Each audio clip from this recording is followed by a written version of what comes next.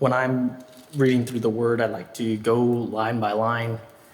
I like to really try to discern what the Word is trying to say, like let the Word speak for itself, so to speak. And for context, this passage is in the Gospel of Matthew, the 17th chapter, which is around a little more than halfway in the Gospel of Matthew. And when you think about it in the grand scheme of Jesus' plan and Jesus' mission while he was on this earth, it was a really pivotal point.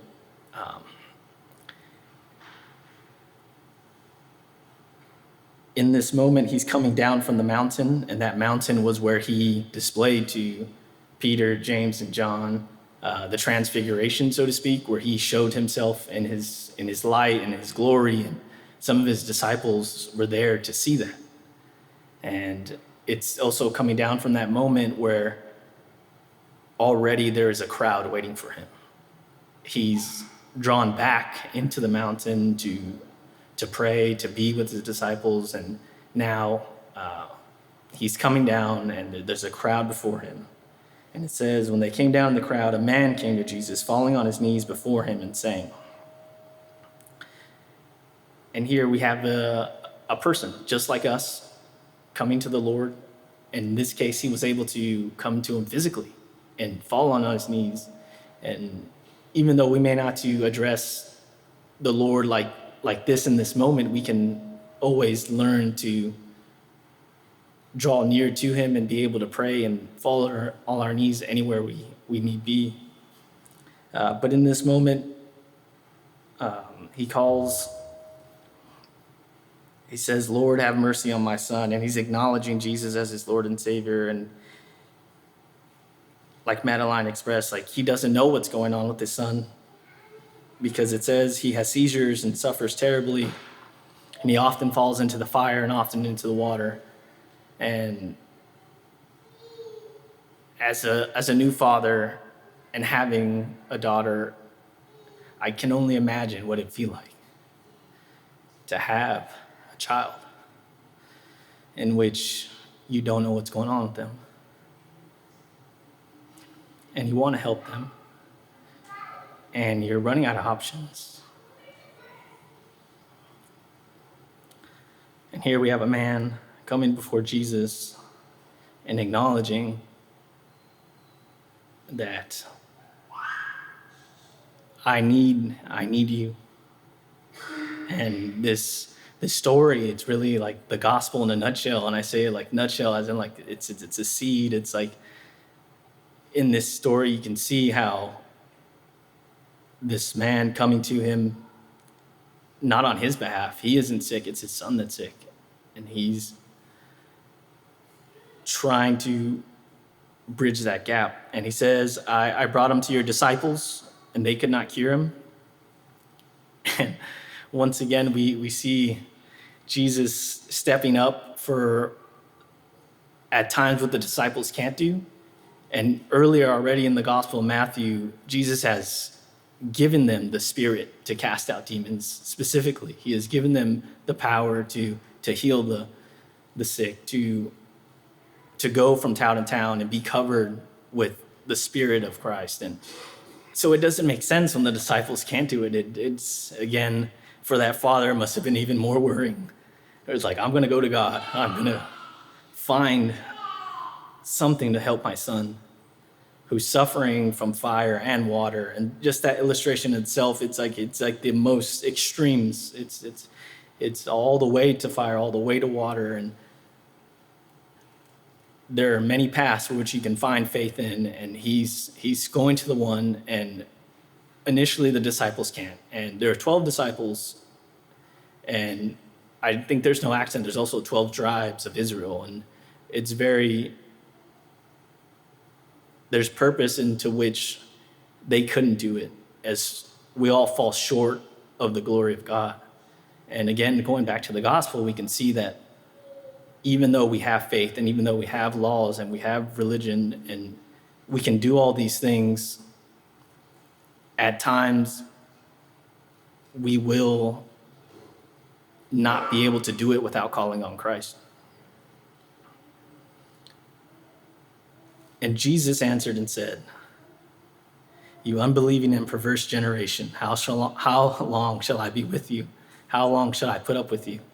And "you unbelieving and perverse generation" is a callback, and it's all the way from the Song of Moses in Deuteronomy, in which Moses is preparing the children of Israel before they go to the promised land. He's saying to you that there will be suffering. And I've brought you from Egypt. I've performed miracle after miracle. I've splitted the sea, and still there will be generations to come that will slowly drift away from where I've brought you. And it almost seems like he's calling out a specific generation, how we do nowadays, and we say Gen Z's the problem, the millennials are the problem, Gen X ruined it, or the boomers are doing too much. But who Jesus is really speaking to is all of us, because we all fall short. It's at times, even the strongest of us will waver in our faith. And if we look at that, and if we look at even when we have been given the power and the Holy Spirit to cast out the demons ourselves, when we have to look in the eye of a child suffering, it's a scary thing. And for the disciples, it must have been all the more pressure. And that's why even they fall to Christ.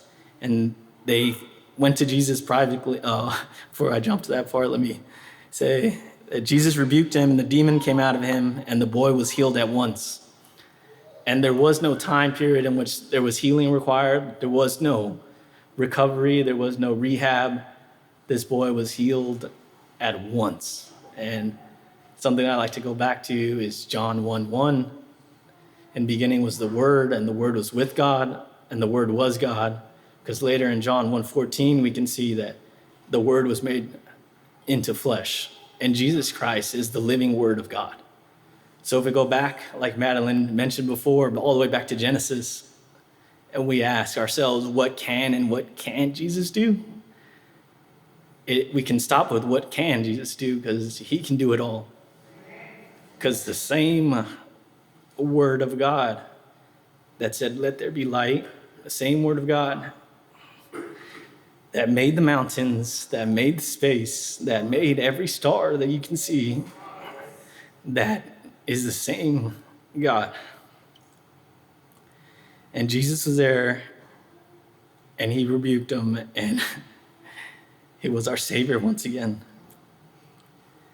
And then the disciples came to him privately, and when I read that, I feel so bad for the disciples, because they tried their hardest, and still they must have felt guilt and shame and like, what's wrong with me? I know who Jesus is. I've followed him for the last months. I've left my Father. I've left everything. And here the disciples are failing once again and relying on Christ. And he said unto them, "Because of your meager faith, for truly I say to you, if you have faith the size of a mustard seed, you will say, move this mountain and move from here to there, and it will move, and nothing will be impossible for you." And like Madeline pointed out, all it takes is faith the size of a mustard seed,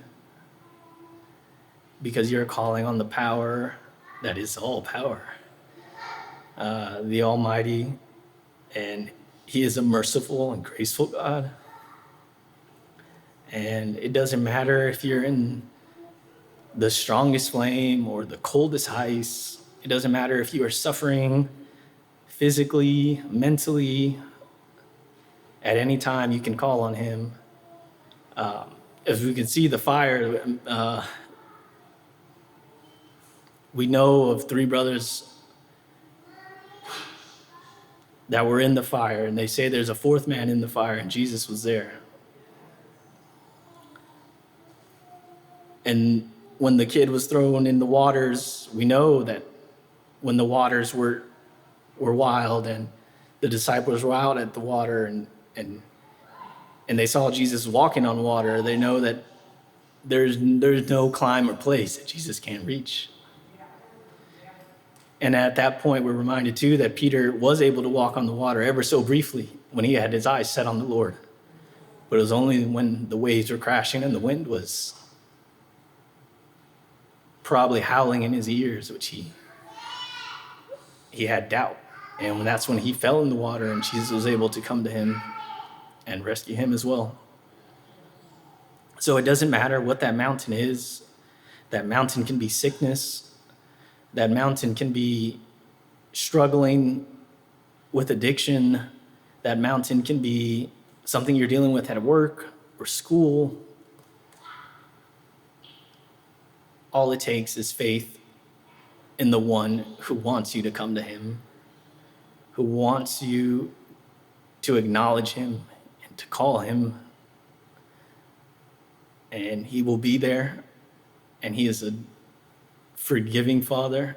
It doesn't matter what sin or what life of sin or what iniquity that you have. It doesn't matter how far you think you've gone.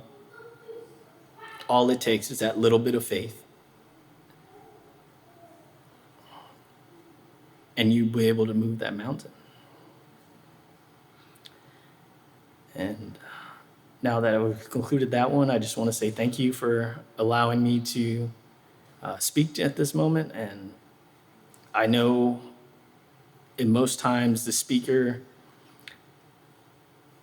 is supposed to gather and gain as much, or we're supposed to provide substance for the people who are listening in the audience. But I just want to say, I am so grateful for this moment to be able to talk to you and learn with you and be able to go and read through the Word. And as much time it took to prepare for this, it has been as much for me learning as well. So I just want to thank you, thank God, thank Jesus Christ for setting that example, and thank him for sending the Holy Spirit to be with us even through this day, so that we can move whichever mountain we come across throughout the week and throughout our following days. And thank you for your time.